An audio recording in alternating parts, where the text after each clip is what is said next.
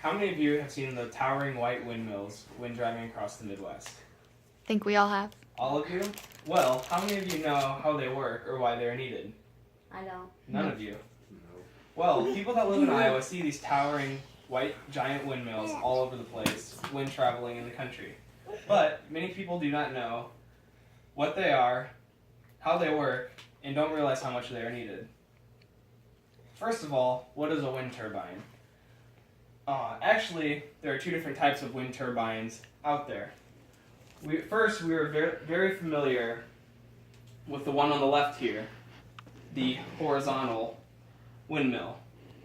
But did you also know that there is another type called a vertical windmill, as you can see to the right here?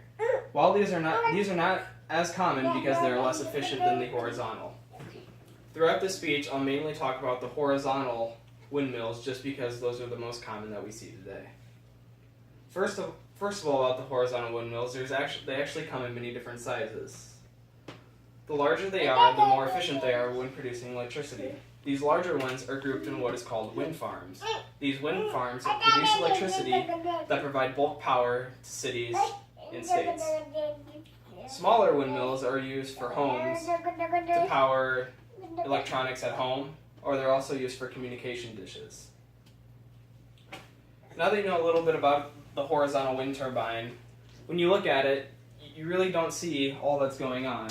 Well, on the inside of it, there's actually a lot going on. First, you have the blade, which is the three blades that are outside of the windmill.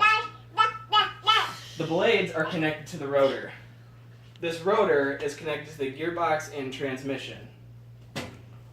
Once the wind hits the blades and spins the rotor, this gets the gears turning and the transmission going inside of the windmill. All of this turning going on produced from the wind is put into the generator, and that's where the energy is stored. Inside all of this is called the nacelle, which is the housing of the unit. And lastly, you have the tower which it stands on. So, now that you know the components of a wind turbine, it's also important to know how they work. Wind turbines are similar to fans.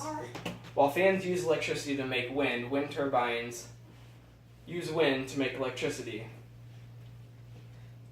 This creates usable energy by the wind by turning the blades. This can actually happen. The wind can actually hit the blades going this direction or this direction. It's able to turn the blades, which will turn the rotor and the transmission and gearbox to produce electricity. Blades spin. When these blades spin, the shaft is then connected to the generator. Then the generator produces energy.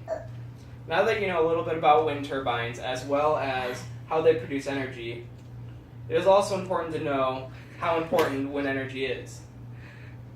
First of all, in Iowa alone, did you know that Iowa's energy is 31% produced by wind energy, according to the Des Moines Register? Also, according to the American Wind Energy Association, Iowa is the second largest producer of wind energy in the United States, followed by Texas. Close to that is California. The reason why Texas and California are so high as well as Iowa, or as in Texas you have a lot of land, but in California, coastal areas are actually ideal for wind. Also, wind energy is important because sustainable energy is very important. Wind energy offers a cost-efficient, environmentally friendly alternative to power, such as burning coal to produce power. Burning coal releases emissions and can increase the temperature of the earth, which can have a lasting effect on a lot of different things. Also, wind energy offers power to third world countries. Anywhere that you have wind, you can set up a wind turbine, and small wind turbines can be used to power small electronics. So in conclusion, now that you know a little bit about a wind turbine and how they work and how wind energy is used, I hope that you know when driving along in your trip throughout the Midwest and you see these wind turbines, that you're able to kind of understand what is going on. After learning a lot about wind energy, I hope I didn't blow you all away with all this information. Thank you.